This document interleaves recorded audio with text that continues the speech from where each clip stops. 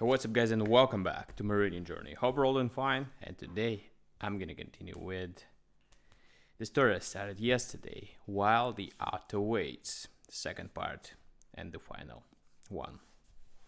So let's do this. Sometimes, continued the girl, acknowledging his confession of error by a sidebow, I have thought that if I ever should love a man, it would be one of lovely station, one who is a worker and not a drone. But doubtless the claims of caste and wealth will prove stronger than my inclination. Just now I'm besieged by two.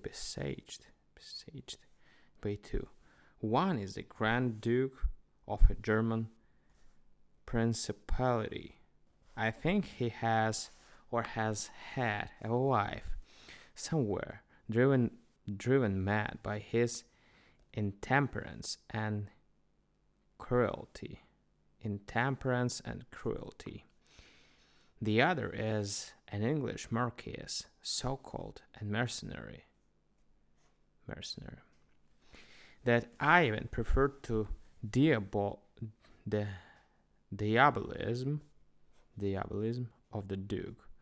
What is it that impels me to tell you these things, Mister Parkenstacker?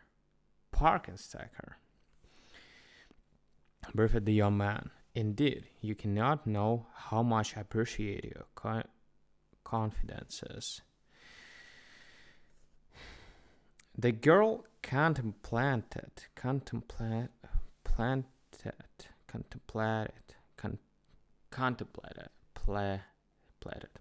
him with the calm, impersonal regard that befitted the difference in their stations. What is your line of business, Mr. Parkenstacker? She asked. A very humble one, but I hope to rise in the world. Were you really in earnest when you said that you could love a man of lowly position? Indeed I was, but I said might. There is the Grand Duke and the Marquess, you know. Yes, no calling could be too humble were the man that I would wish him to be. I work, declared Mr. Parkenstacker, in the restaurant. The girl shrunk slightly. Not as a waiter, she said, a little imploringly.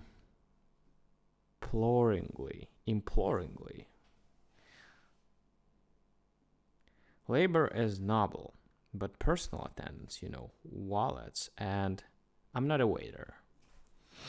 I'm a cashier, and on the street they faced that bounded the opposite side of the park was a brilliant electric sign restaurant. I'm a cashier in that restaurant, you see there. The girl consulted a tiny watch set in a bracelet of rich design upon her left wrist and rose hurriedly. She had thrust her book into a glittering reticule suspended from her waist, for which, however, the book was too large. Why are you not at work? She asked. I'm on the night turn, said the young man. It is yet an hour before my period begins. May I not hope to see you again? I don't know. Perhaps, but the whim may not seize me again. I must go quickly now. There is a dinner and a box at the play. And oh, the same old round. Perhaps you noticed an automobile at the upper corner of the park as you came. one with the white body and the red running gear, asked the young man, knitting his brows reflectively. Yes, I always come in that. Pierre waits me there. He supposes me to be shopping in the department store across the square. Conceive of the bondage of the life wherein we must deceive even our chauffeurs.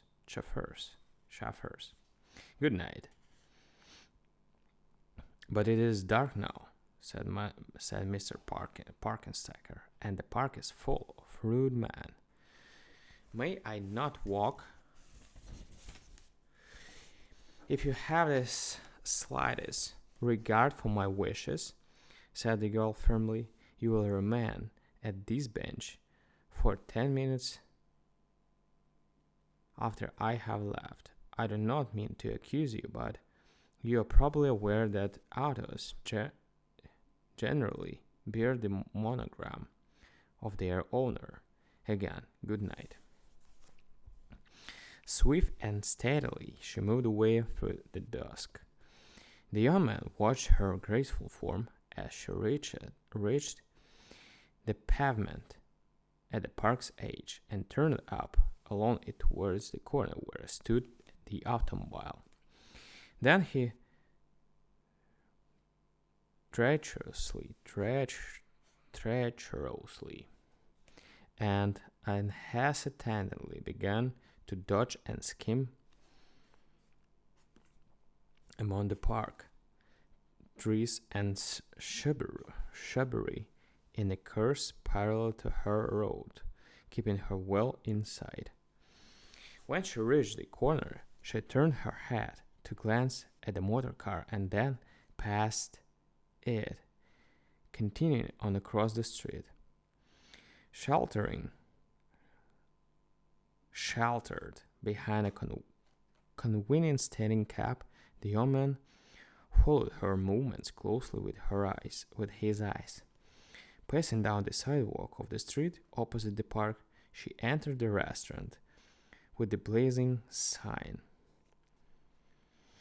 The place was one of those frankly glaring establishments, all white paint and glass, where one may dine cheaply and conspicuously.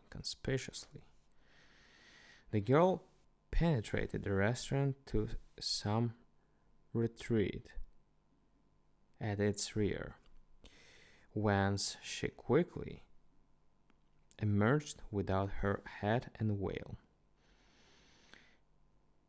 The cashier's desk was well to the front. A red-haired girl on the stool climbed down, glancing pointedly at the clock as she did so. The girl in grey mounted in her place. The young man thrust his hands into his pockets and walked slowly back along the sidewalk.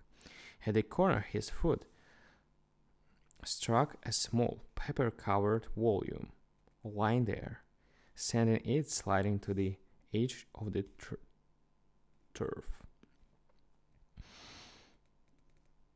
By its picturesque cover, he recognized it as the book the girl had been reading. He picked it up carelessly and saw that its title was New Arabian Nights, the author being of the name of Stevenson. He dropped it again upon the grass and lounged, irresolute, for a minute. Then he stepped into the automobile, reclined upon the cushions, and said to the chauffeur, "Club, Henry." Right. Thank you guys for watching me today, and see you tomorrow on the next story. Thank you. Bye.